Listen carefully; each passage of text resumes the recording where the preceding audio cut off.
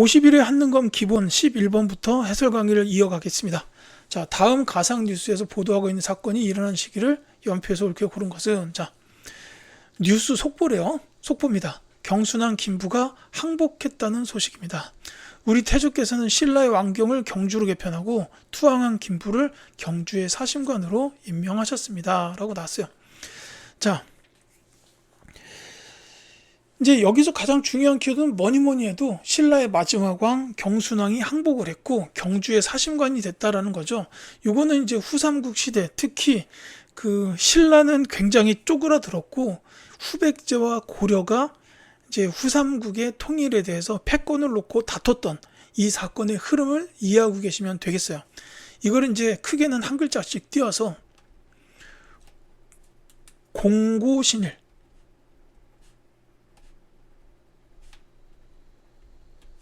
자, 공산 전투, 고창 전투, 신라의 멸망, 그 다음에가 1, 2천 전투입니다.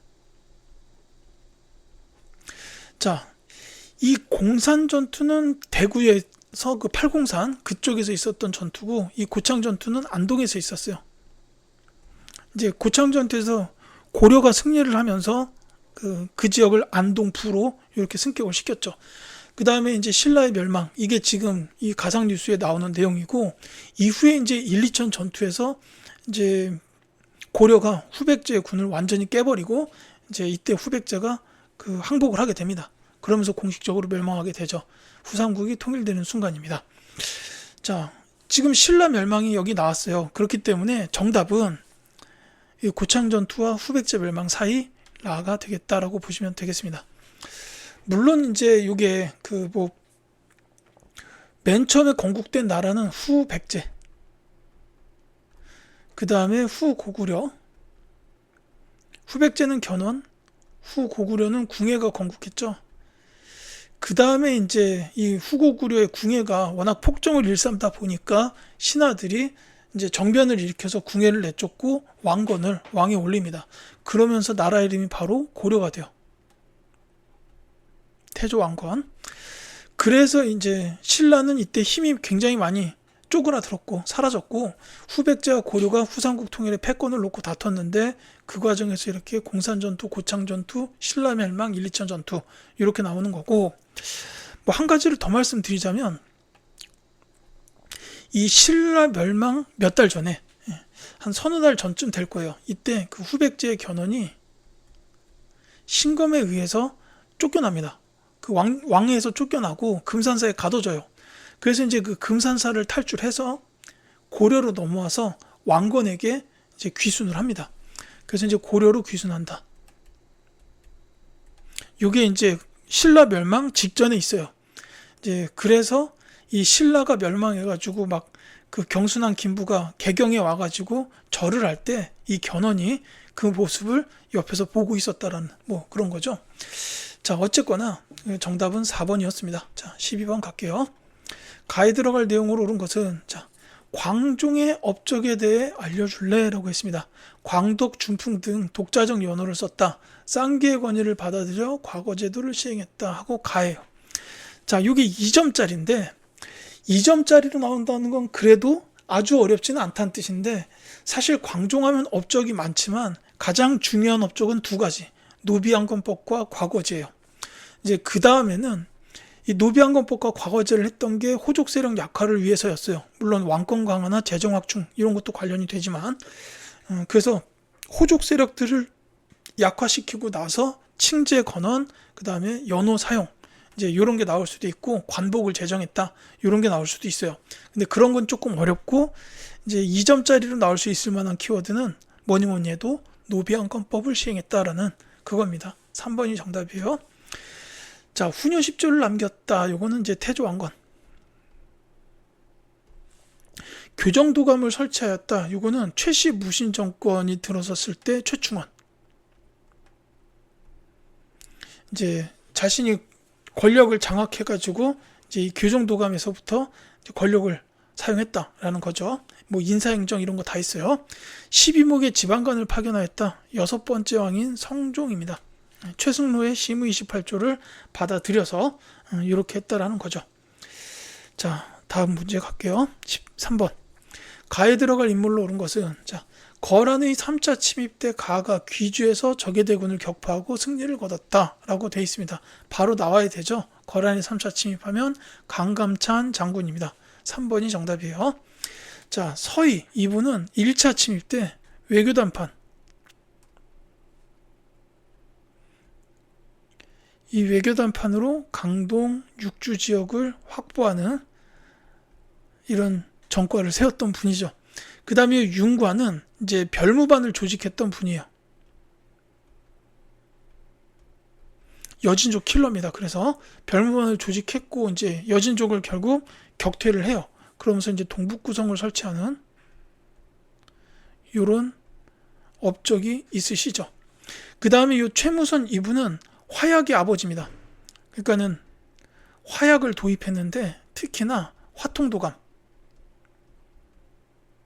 화통도감 설치를 건의했다.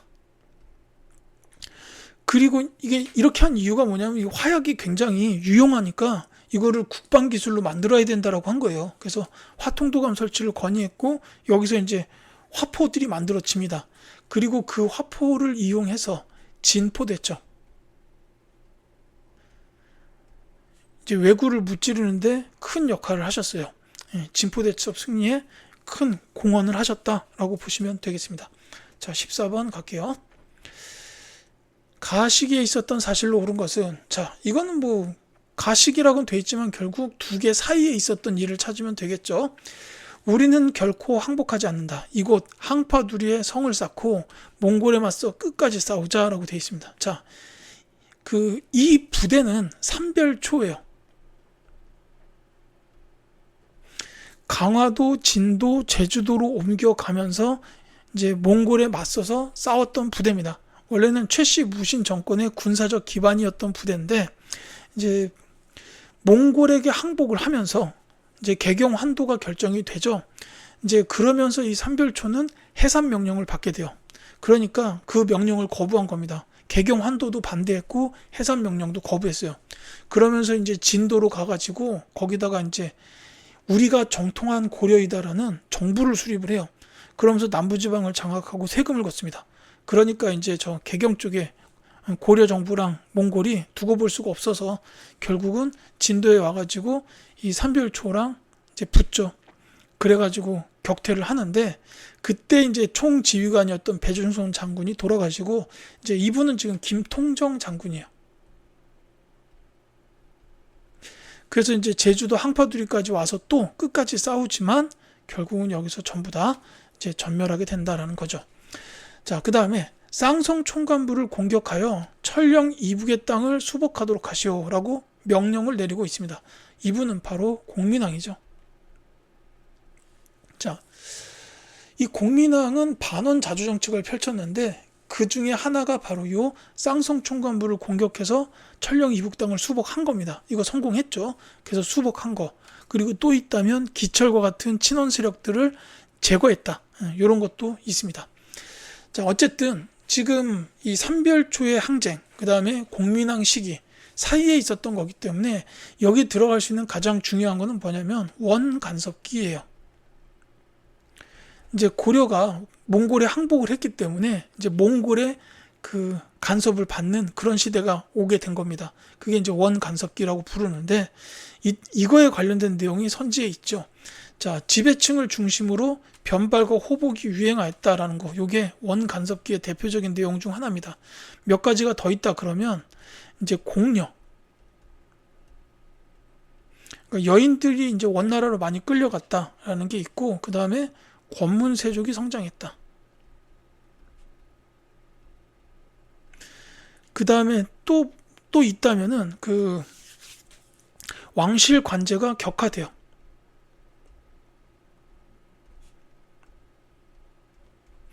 이제 뭐 중서문화성을 갖다 뭐 첨의부 이런 식으로 낮춰버리고 왕들 같은 경우에도 시호를 조나 종 이런 게 아니라 그냥 왕으로 특히 충 무슨 왕 이렇게 이제 왕으로 했었다라는 거예요. 이제 이런 게 원간섭기에 들어가서 있었던 일이다라고 보시면 되겠습니다.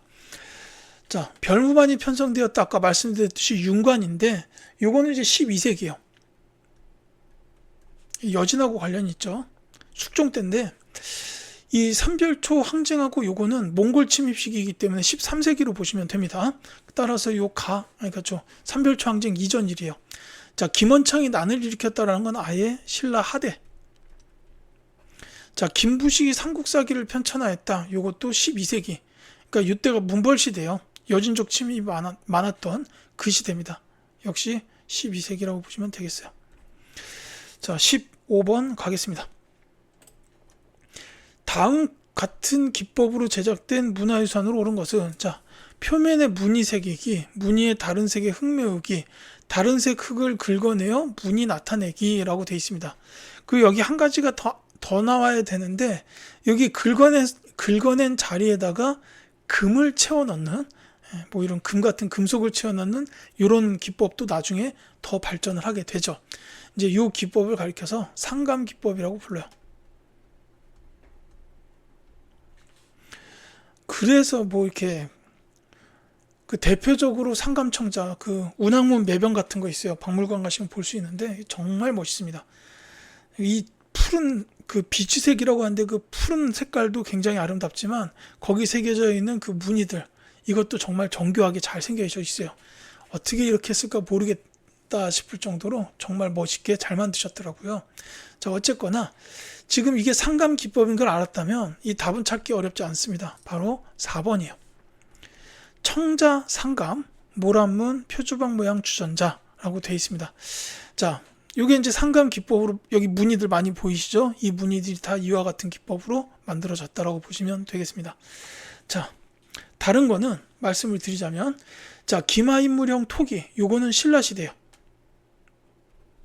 그 다음에 백자, 철화, 끝무늬, 병, 요거는 조선시대입니다.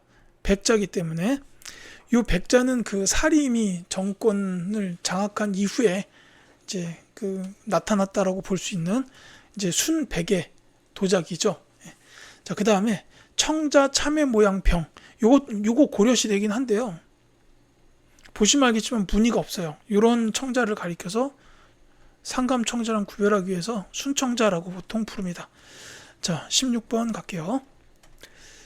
가해에 해당하는 작물로 옳은 것은, 자, 문익점이 원에 갔다가 돌아오는 길에 가를 보고 씨 10개를 따서 가져왔다. 진주에 와서 절반을 정천이기에게 주고 기르게 하였으나 단 한 개만 살아남았고 가을에 정천이기 그 씨를 따니 100여 개나 되었다라고 되어 있습니다.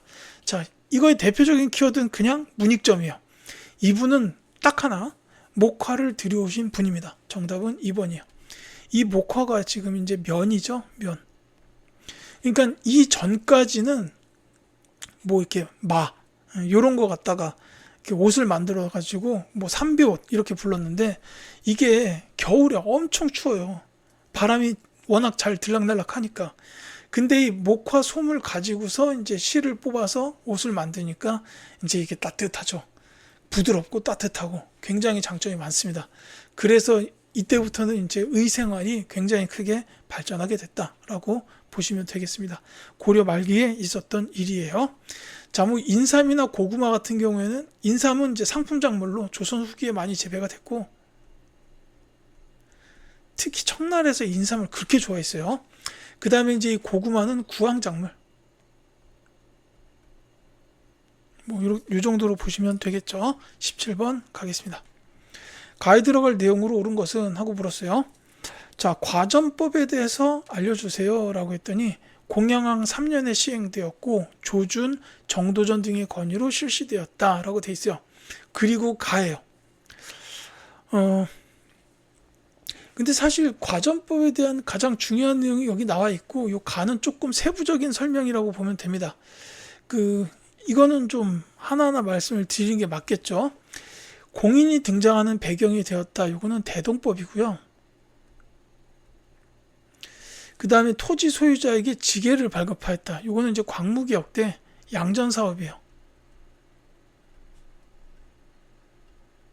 대한제국 시기입니다. 전지와 시지를 품기에 따라 나눠줬다. 이거는 이제 전시과 제도인데 고려시대.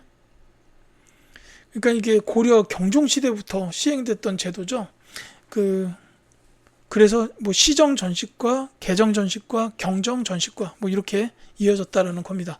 이 전지는 토지, 이제 농지, 그다음에 시지는 임야예요. 그 땔감을 이제 수조권으로 통해서 땔감을 얻을 수 있는 이 시지가 있었다라는 겁니다.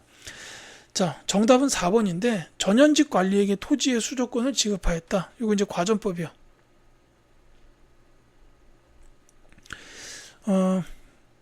이 과전법 때는 전현직 관리에게 줘요. 근데 이제 조선 세조 때 들어가서는 이제 이게 직전법으로 바뀌죠. 그 직전법일 때는 전직은 빠지고 현직 관리에게만 줬고, 그 다음에 수신전이나 휴량전도 그때 폐지가 됐다. 이렇게 이어진다는 겁니다. 이건 과전법에 대한 설명이고, 물론 이제 과전법 이전에 전식과에서도 전현직 관리에게 수조권을 줬던 적이 있어요. 뭐 이제 시정전식과나 개정전식과까지는 전직 관리에게도 수조권을 줬었고, 경정전식과 때 전직이 빠지고 현직만 줬다. 뭐 요것도 있기는 있습니다. 18번 갈게요. 다음 퀴즈의 정답으로 옳은 것은, 자, 이 문화유산들이 있는 지역은 어디일까요? 했는데 만월대, 선주교, 고려 첨성대라고 되어 있습니다. 자, 이 첨성대는 신라께 아니고 고려 첨성대라고 되어 있죠. 그 다음에 선주교. 이 선주교가 어디냐면 이제 정몽주가 이방원 세력에 의해서 살해된 곳이요. 자, 이 선주교 있고, 이 만월대 이렇게 있습니다. 이건 이제 뭐 그냥 지역을 바로 말씀을 드릴게요. 이건 고려의 수도 개성입니다. 그래서 1번이 정답이요. 자, 이게 이제 지역 문제가 뭐 2점짜리로 나왔는데, 사실 요거는 그래도 조금 쉬운 편이고, 이게 심화 시험에서 지역 문제가 나오면 꽤나 어려운 키워드들이 나오는 경우도 있어요. 이제 뭐 이를테면 개성 같은 경우에는 뭐 고려의 도읍이었기 때문에 당연히 이런 것들도 있겠지만, 그 외에 다른 시대로 보자면은 이제 송상이 있었다. 조선 후기의 상인이죠. 개성을 근거지로 활동했던 상인입니다. 송상. 그 다음에 그 현대사에서 김대중 정부 때 이제 공업지구, 개성공업지구 이 합의했다. 김대중 정부. 그 다음에 착공한 건 노무현 정부예요. 이런 게 나올 수도 있어요. 지역 문제로. 자, 그 다음에 이제 공주의 경우에는 웅진 지역이었죠. 백제의 도읍이었습니다. 이제 그것도 있고, 그 다음에 김원창의 난이 일어났던 장소예요.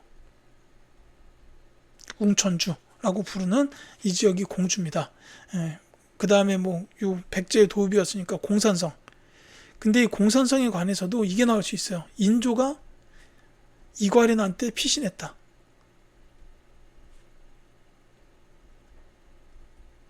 뭐 요게 나올 수도 있습니다. 그 다음에 전주의 경우에는 후백제의 도읍이었죠. 완산주. 뭐 동고산성 이런 게 나올 수도 있어요. 그리고 경기전 같은 게 있습니다. 이건 이제 태조 이성계의 어진을 모셔놓은 장소예요. 그 다음에 철원 같은 경우에 뭐니 해도 후고구려의 도읍이었죠. 궁예가 처음에는 개성 송악 지역에 세웠다가 철원으로 천도를 했어요. 그랬다가 나중에 왕건이 정권을 잡고 다시 돌아오죠. 뭐 이렇게 보시면 되겠습니다. 19번 갈게요. 교사의 질문에 대한 학생의 답변으로 옳지 않은 것은, 자, 조선시대의 교육기관에 대해서 말해보자 라고 되어 있습니다. 자, 하나하나 볼 건데요. 책을 읽고 활쏘기를 익히는 경당이 있었다. 이 경당은요, 고구려의 지방교육기관이에요. 고구려의 중앙교육기관은 태학, 소수림왕이 설립했죠. 그리고 이 경당은 그 뒤에 만들어진 지방교육기관입니다. 따라서 이 교사의 질문에 대한 답변으로는 적절치 않죠. 1번이 정답이 되는 거고, 자, 2번 서울의 사부학당에서 중등교육을 담당했다. 이건 맞고요. 최고 교육기관으로 성균관이 있었다도 맞죠. 그리고 사림이 세웠던 서원이 있었다는 것도 옳습니다. 그래서 정답은 1번이 되겠다라고 보면 되죠. 자, 20번 가겠습니다. 자, 다음 학생이 생각하고 있는 기구로 옳은 것은? 하고 물어봤습니다. 자, 조선의 중앙정치기구 중 하나고 왕명의 출납을 담당하였다. 그 다음에 6명의 승지가 있었다라는 데서 이 기구를 알 수 있습니다. 바로 승정원이에요. 다만 이건 이제 기본 시험이다 보니까 이렇게 기구의 이름을 직접적으로 묻고 있지만, 심화 시험을 기준으로 하면은 이 기구 이름이 아니라 이 기구에서 이 기구에 관련된 설명으로 옳은 것을 묻는 경우가 많아요. 그러니까 이제 이 경우에는 승정원이 안 나오고 심화 시험이라면 은대라고 불리었다. 뭐 이렇게 나올 수도 있다는 얘기죠. 그러니까 뭐 보통 은대란 단어는 본문에 많이 줘요. 그러면서 선지에는 왕명의 출납을 담당하였다, 이렇게 나올 수도 있다는 얘기죠. 심화 시험에서는 절대로 이 기구를 갖다가 직접적으로 이름을 선지에다 걸거나 이런 일은 잘 없어요. 이렇게 보시면 되겠고, 자, 사관원, 이건 이제 간쟁을 담당한 기구고요. 간쟁, 그러니까는 임금에게 조언을 하는 기구라고 보면 돼요. 이러면 아니 됩니다, 뭐 이런 식으로. 그 다음에 사헌부는 감찰을 담당했던 기구.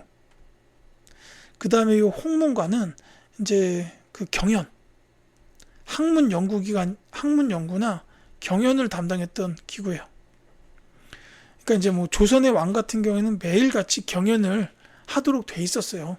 이제 근데 뭐 안 했던 왕들도 많겠지만 어쨌거나 매일같이 그렇게 학문 연구하고 왕하고 토론하는 이런 기구였다고 보면 되는데, 이 세 기구를 합쳐서 3사라고 부르죠. 승정원을 제외하고 이 세 기구를 합쳐서 3사.